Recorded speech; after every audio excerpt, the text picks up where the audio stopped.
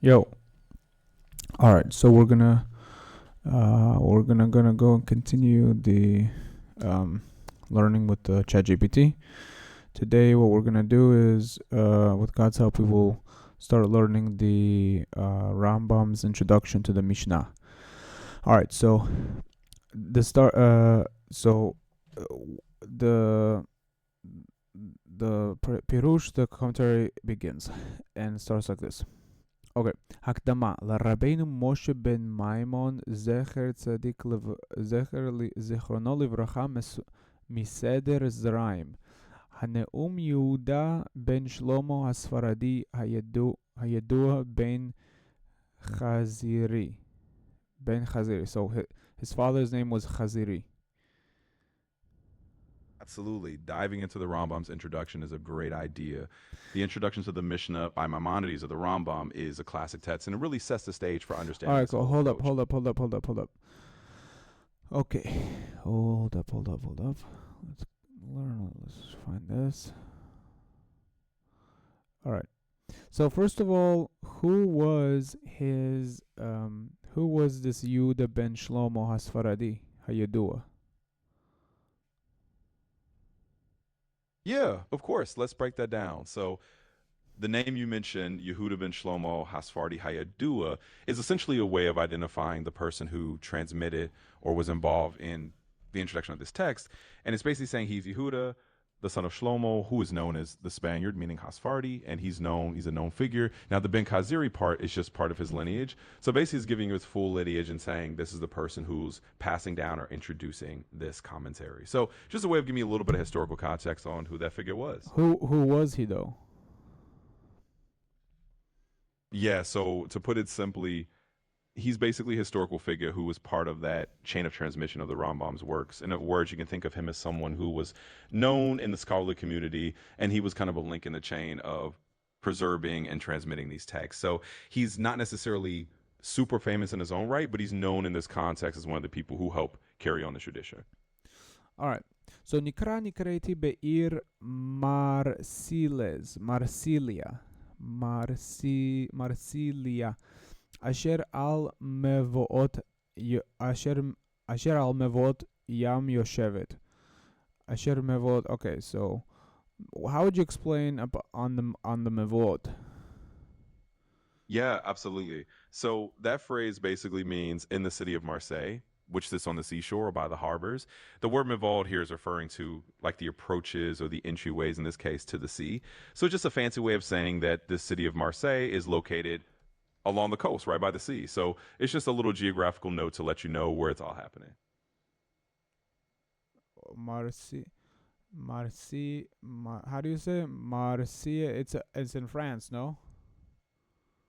Yeah, exactly. It's Marseille in France. So you got it. It's just the Hebrew transliteration kind of makes it sound a little different, but we're talking about the French city of Marseille. So spot on. אשר על מבואות הים. Okay, what does it mean? אשר על מבואות הים. Yeah, so that phrase is basically saying there, meaning in that place, which is on the seashore. In other words, it's just repeating that the city is located right there by the approaches to the sea. So it's really just kind of emphasizing its coastal location. Yeah, so where's Rabbi Yehuda ben Shlomo from though? Yeah, so basically from that whole description, it sounds like Rabbi Yudah ben Shlomo was from the city of Marseille in France. So that's really what it's telling you, that he No, was a no, figure no, who. no, no. He was a Sephardi. How could he be from France? Ah, I get what you mean. Yeah, so actually that makes sense. When it says he was a Sephardi, that just means he was from a Spanish or Iberian background, but he could have lived in France later on, which is actually pretty common. A lot of Jews from Spain, migrated to different places, including France. So he might have been of Spanish origin, but living in Marseille. So that's how it all fits together. No, he got called up. He's a Nikreti Be'ir Marsilia. Oh, I see what you're saying now. Yeah, that makes perfect sense. Basically, he was referred to or kind of known in the city of Marseille at some point. So he might have been originally from a What does it Spanish mean background. Nikreti? Yeah, absolutely. So when it says Nikra or Nikreti, it basically means he was called or he was known as. In other words, it's just a phrase to say that's how people refer to him, or that was his title or how he No, was no, recognized no. in that place. Listen. Okay, Nikra Nikreti Be'ir Maselia. In this translation, it says he was called Asher Al Mevot Hayam Yoshevet. Oh, I get you now. Thanks for Don't you think clarifying. so? So, and yeah, I see what you're getting at now. Basically, it's just that the phrase is saying he was called or he was known in the city of Marseille, which sits on the shore. So it's really just one big sentence, meaning that he was referred to by that name in that coastal city. Thanks for the patience clearing that up. Okay. Alright, whatever. Uh, Asher Al Mevot Yam Yoshevet Ubeit Netivot Netzevet. So what does that mean? Yeah, sure thing. So that part is basically saying that it sits on the shores of the sea and is established with many pathways or many roads. In other words, it's just describing that Marseille is a coastal city and it has a lot of routes or connections. So it's just kind of giving me a little more flavor about its location and its layout. What does it mean not Nitzevet? Absolutely. So the word Nixevit basically means is established or is set. In this context, it's just describing that the city is positioned or is firmly situated with all these pathways or routes. So it's just a fancy way of saying it's well established with a lot of roads. That's all it is. Interesting, yeah. Seems like it has a lot of roads. Alright. Ubeit Nitivot Nitzevet. Um, alright. Okay. ובית נתיבות ניצבת, ובית נתיבות ניצבת, ומבחר המקומות נחצבת. ובמבחר, okay, so the ובמבחר is spelled Vav, base, mem, base, chet, and reish. So what is this ובמבחר המקומות נחצבת? Yeah, absolutely. Let's break that down. So Uba Mifchar basically means and in the choicest or in the best, Yeah. and Hamakomot means the places. So the whole phrase is kind of saying, and it is established in the best locations or in the most select places. So it's just another way of describing that this city is not only on the coast, but it's also kind of set in some prime or really good areas. So that's all it's getting at. ושמוע, it seems like it says, ושמוע יוצא בכל הארץ, ואילו גויים יבואו מאפסי הארץ. What is this talking about now? Yeah, so now it's kind of shifting to describing that this city's fame or its reputation goes out through the whole land, and that people, even from far off nations, come from the ends of the earth. So basically, just kind of painting a picture that this is a well known place, it's kind of famous, and people come from all over to it. So that's really what it's talking about now.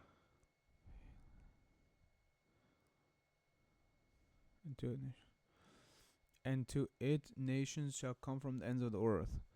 ואליה גויים יבואו מאפסי ארץ. ועליה גויים יבואו מאפסי ארץ. Interesting. ושם קהל גדול מזרע הקודש. Yeah, that's exactly the sense of it. So basically, it's describing how nations come from the ends of the earth to this place, and then it adds that there's a large congregation or a large community from the holy seed, meaning from the Jewish people, that's gathered there. So it's really painting this picture of a well known city where people come from all over, and there's a big Jewish community. So you're getting it exactly right. ושם קהל גדול מזרע הקודש. מזרע הקודש. Okay.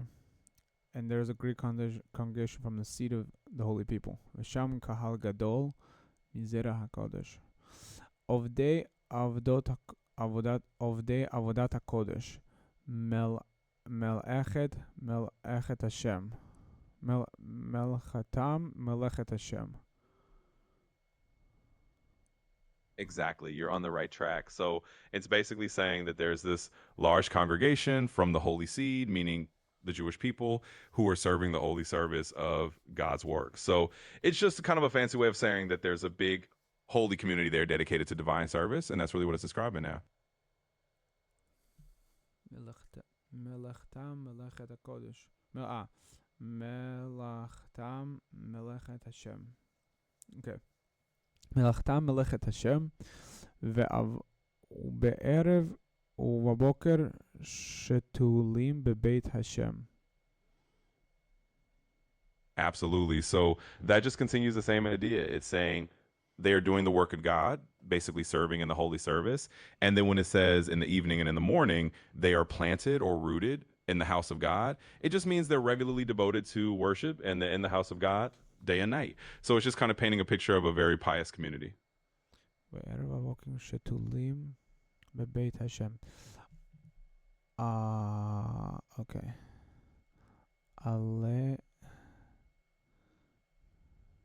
Yeah, exactly. Wait. Okay. It says olim b'ma'alot givohim. Olim b'ma'alot givohim anshei chayil yirei Elokim. Olim b'ma'alot givohim anshei chayil yirei Elokim. Excuse me. Omdim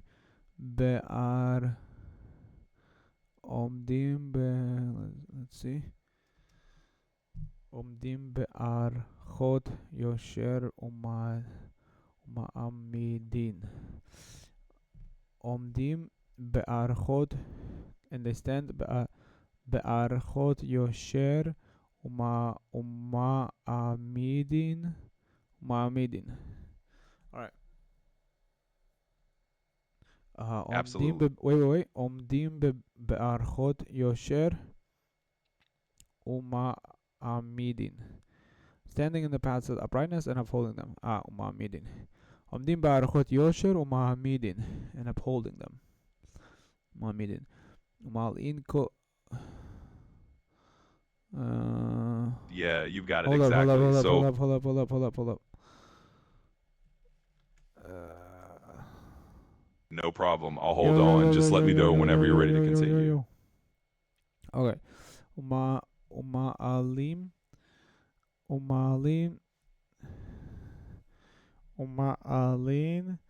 בקודש ואין מורידין.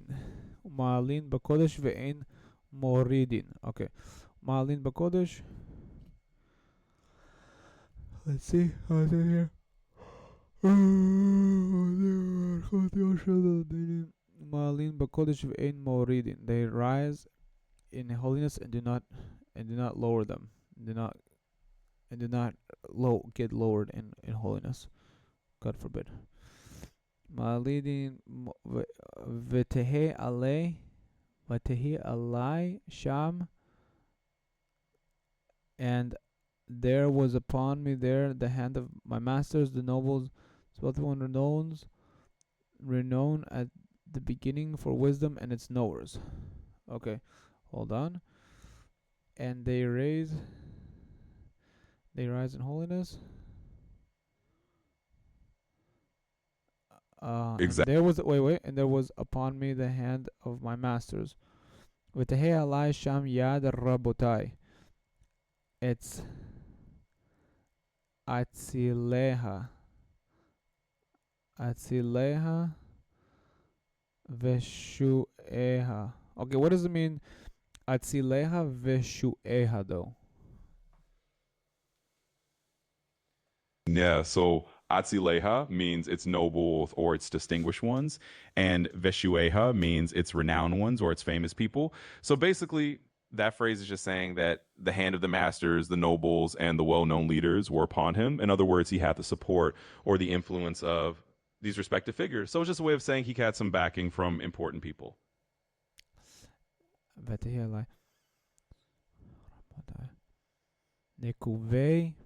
Nekuvei Reshit. What does Nekuvei Reshit mean though? Yeah, so Nekuvei Reshid basically means something like the foremost or the principal ones at the beginning, meaning the leading figures or the top scholars. So in this context, it's just saying that the most prominent and distinguished leaders or teachers were kind of supporting him. So that's all it means, just the top people at the forefront. נקובי ראשית בחוכמה וידועיה. וידועיה. And it's knowers. The knowers of wisdom, no? Yeah, you got it. Exactly. So Nekube Rashid are those foremost figures, and Bahokma Veyadueha means in wisdom and its knowers or the knowers of wisdom. So it's just a fancy way of saying the leading wise people and those who understand wisdom, we're supporting him. So yeah, you're spot on.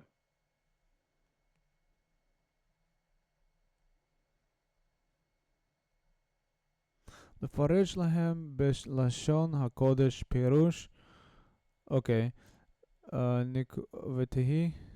Okay. So this is where נקרא נקראתי בעיר מרסיליה אשר במבואות ים ובית נתיבות ניצבת ומבחר המקומות נחצבת ושמה יוצא בכל הארץ ועליה גויים יבואו מאפסי הארץ ושם קהל גויים זרע הקודש עבדי עבודת השם עבדי עבודת השם מלאכתם מלאכת השם ובערב בוקר שתולים בבית השם עולים במעלות גבוהים they rise in very high places אנשי חיל יראי השם they are noble men of fear of God עומדים בערכות יושר ומעמידים they go in high places and stay עומדים they stand in righteous pathways upright paths and uphold and they're upholded up there and they stay there ומעלים בקודש ואין מורידים they rise in holiness and do not fall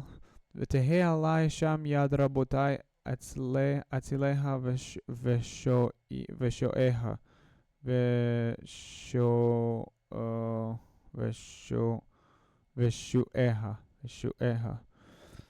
and it's wealthy ושואיה ושנקובי ראשית בחכמה וידועיה לפרש להם בלשון הקודש פירוש המשניות שחיבר הרב הגדול נר ישראל. Okay, so the hand was upon him to explain and to like translate for them in the holy language Pirush Hamishnayot Shechiber that Rav Hagadol, the great Rav, compiled Hagadol Ner Israel. Uberevut HaTorah Mishna Likiel. Okay, hold on. What does it mean? Uberuvot HaTorah Mishna Likiel. In the pastures. Oh, and in the pasture of Torah. Uverivtzot. What is uverivtzot?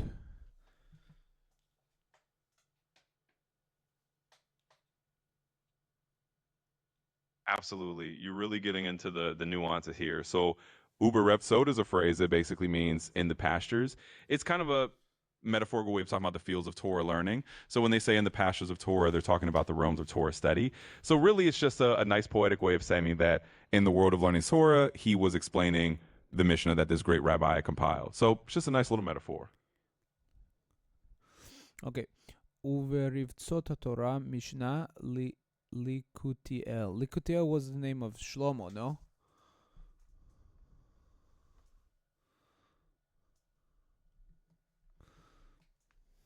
Yeah, exactly. Likutiel is actually a name that was used for Shlomo, meaning Solomon. It's kind of a nickname or an additional title. So you're spot on. It's just a way of referring to King Solomon. So basically it's saying in the pastures of Torah, the Mishnah that was connected to Solomon. So you got it. All right.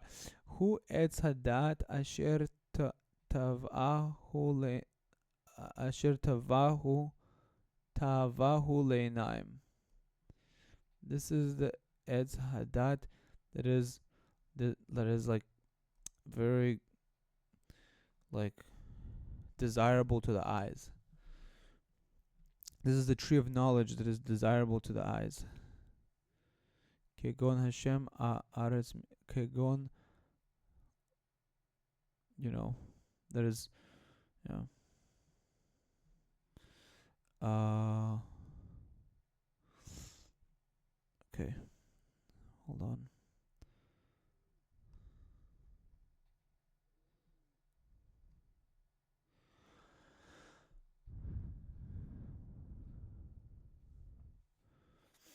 Who it's who it's a dat asher who tava tava leinaim asher tava leinaim, which is delight to the eyes. Kegon kegon. Uh, let's see. Kegon Hashem ke'eretz Mitzrayim. Oops, sorry. Kegan Hashem, like the garden of Hashem. Ke'eretz, like the land of Egypt. Kegan Hashem ke'eretz Mitzrayim. Alright, so what does it mean, Kegan Hashem ke'eretz Mitzrayim? What does that mean? How does that, like, related to what it says that this whole Pirush HaMishnah from the Rambam is like the Etz Hadat, the tree of knowledge that is desirable to the eyes, and like how is that like connected to the garden of God, like it is in Eretz Mitzrayim, though? Like, what does Mitzrayim have to do with this?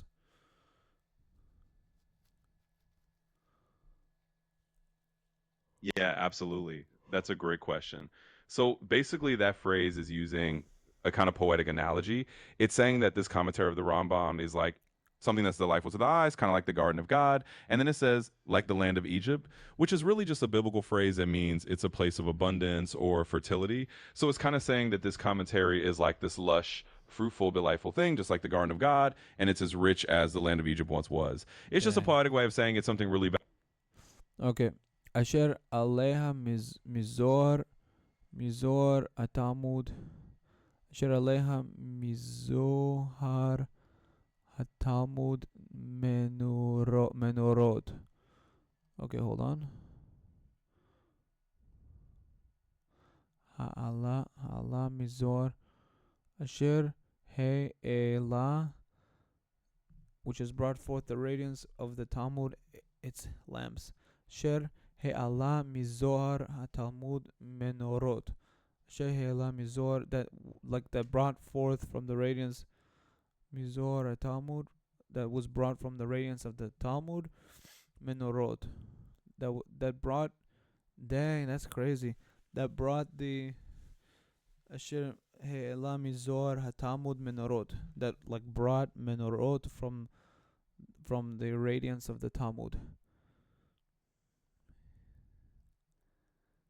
Yeah, exactly. You're getting it. It's really just a poetic way of saying that this commentary brings out the brilliance or the light of the Talmud, like kind of illuminating it with these lamps. So it's just a fancy way of saying this commentary makes everything shine and clear and bright. So it's a really nice poetic description.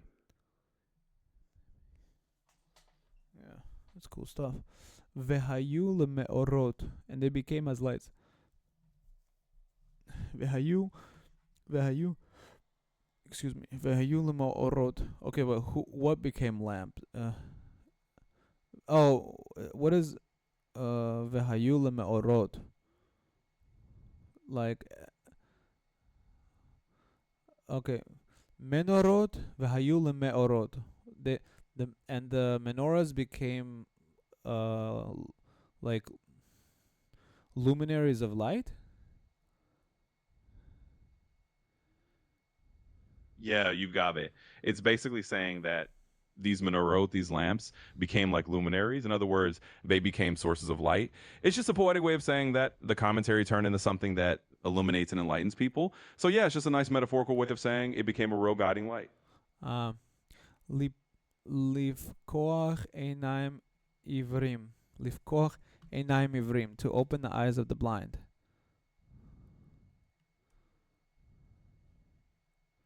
Exactly, you got it. So it's basically saying that this commentary, this work, is like a light that opens the eyes of the blind. It's just a beautiful way of saying it brings clarity, it brings understanding to those who might not have seen it before. So yeah, it's a nice poetic way to wrap it up. המחזיקים ידי גלות ספרד ופתח קבריהם. And to those who support the hand of exiles of Spain and open their graves. Okay, what does that have to do with the previous verse though? The previous sentence where it says לפקוח מחזיקים יד גלות ספרד ופתח קבריהם.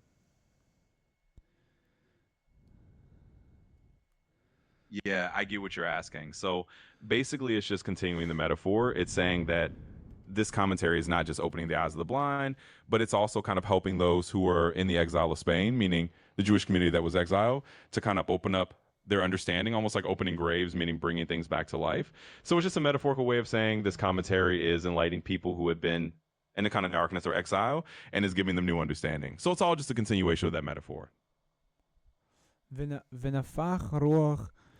ונפח רוח חוכמה בהם, וטבע בהם הרוח.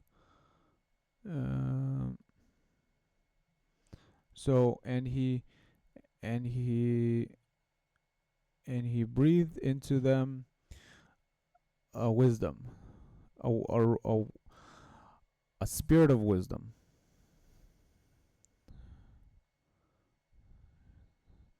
Yeah, exactly. You got it. It's basically just saying. וטבע בהם הרוח ויחיו. ותבוא בהם הרוח ויחיו. And they lived. ויעמדו. ויעמדו על רגליהם. ויעמדו על רגליהם. ותבוא בהם הרוח. ותבוא is past tense, no?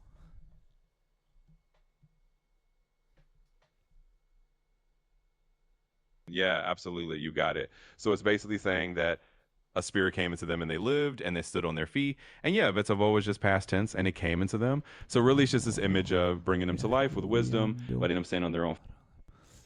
Rabana Moshe ne Rabana Moshe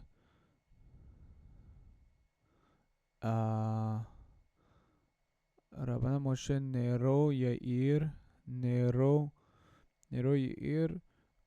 בין הרב רבי מימון זיכרונו לברכה. רבנה משה נרו יאיר בין הרב רבי מימון זיכרונו לברכה. And it would be nice to know if that's the exact Reishei Tevos, by the way. Write down in the comments if you think this is different. By the way, Reishei Tevos, however, it translates to Rabana Moshe Nero Yair ben Harav Rabbi Maimon Zichrono Levracha L'Rav Moshe Yehuda to Rabbi Moshe Yehuda dedicates this. Rabbi Yehuda call Mechaber to Rabbi Moshe Yehuda dedicates this. Whoever Moshe Yehuda call Mechaber ve'ulefi man. Okay, so then he says L'Rav Moshe Yehuda call Mechaber ulefi me'enav yadom vayechashe. Okay, what does that mean?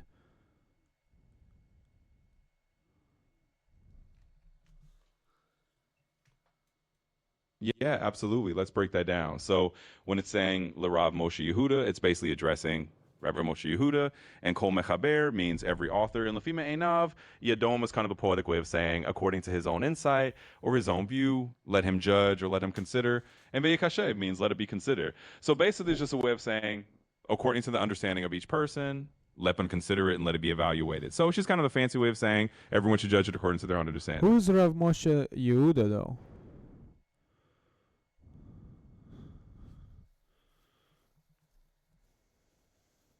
Yeah, so Rabbi Moshe Yehuda is basically another figure being addressed here. He's likely one of the people involved in either the commentary tradition or someone that the text is dedicating something to. Essentially, it's just referring to another scholar or It's rabbi dedicated. who's It's part of the chain dedicated. of tradition. It's just giving a little It's shout out to him. dedicated to Rabbi So he's Moshe. That's what it's saying. It's saying this commentary is dedicated to Rav Moshe.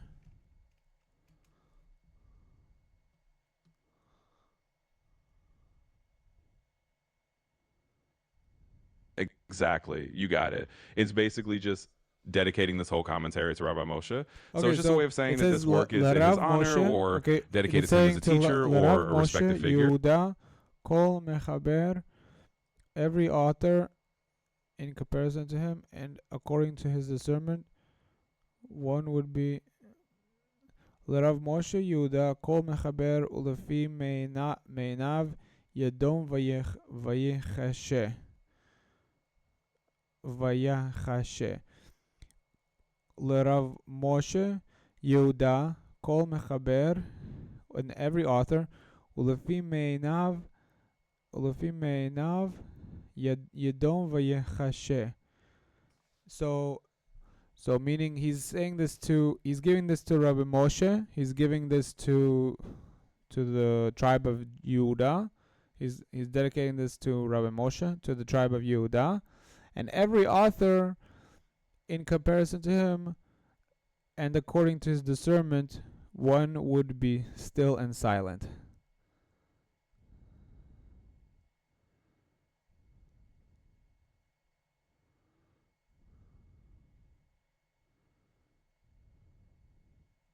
No?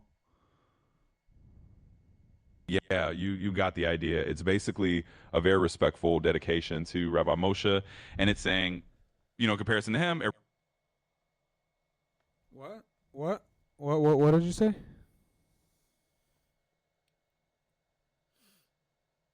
no problem. Basically, to sum it up, it's dedicating the work to Rabbi Moshe Yehuda and saying that compared to his wisdom, every other author would basically be silent. Or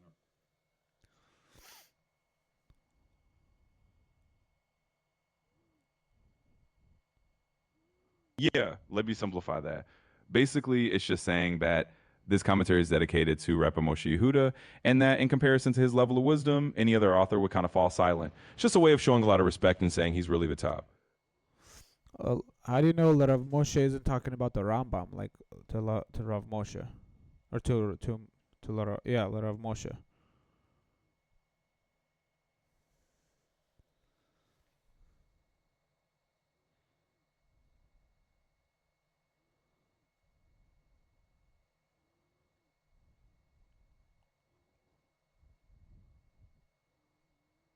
Yeah, because it says uh, Yeah, absolutely. That's a good point. Actually, in this context, Rav Moshe is indeed referring to the Rambam, Moses Maimonides. So when it says La Rav Moshe Yehuda, it's basically giving a dedication to the Rambam. It's kind of like a formal way of addressing him. So you're right on the money. It is talking. all right.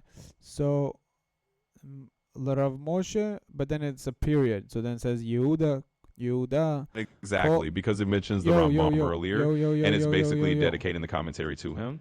So you're spot on. It's kind of just a formal way of saying the whole introduction is in honor of the Rambam, Rabbi Moshe ben Maimon. So you got it. All right, so it says Larav Moshe, then it says period though. Then it says Yehuda kol mechaber v'lefi meinav Yadom vayachashe navi chachmot shemo nikra v'lo kam navi chachmot beIsrael kemoshe. And nobody came to be a prophet in the Absolutely, in I get what you're saying. So it's kind of splitting it up. It addresses the Rambam, Rabbi Moshe.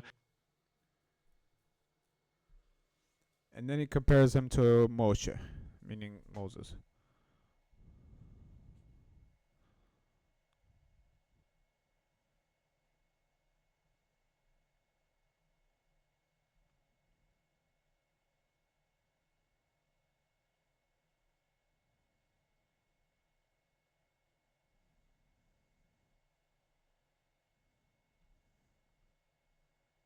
Hello. Yeah, I see what you mean. It kind of breaks it up a little bit. So it addresses the Rambam.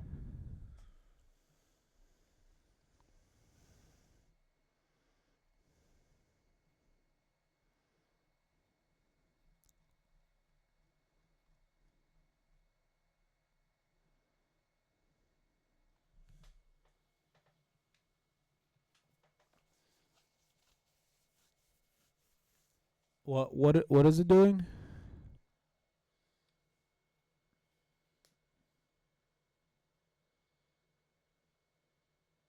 Yeah, sure. So basically, it's first addressing the Rambam, Rabbi Moshe, and then it kind of shifts to mention Yehuda and every other author. So it's sort of making a comparison that And in then at the relation to the end, it seems like it compares him to Moshe. It says Navi Chachamot Shemo Nikra Velo Kam Navi Chachamot BeIsrael KeMoshe.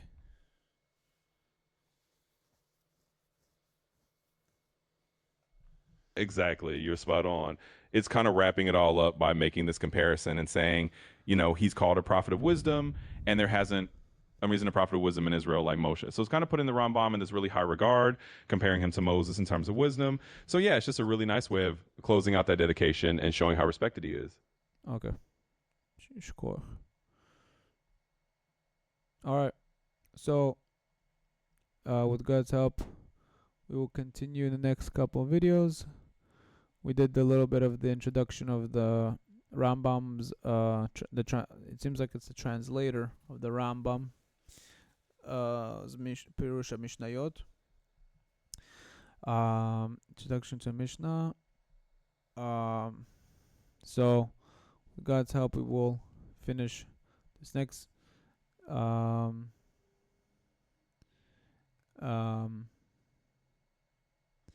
will continue with this guy in the next couple of videos. With God's help. Kasher Divrehem Habinati.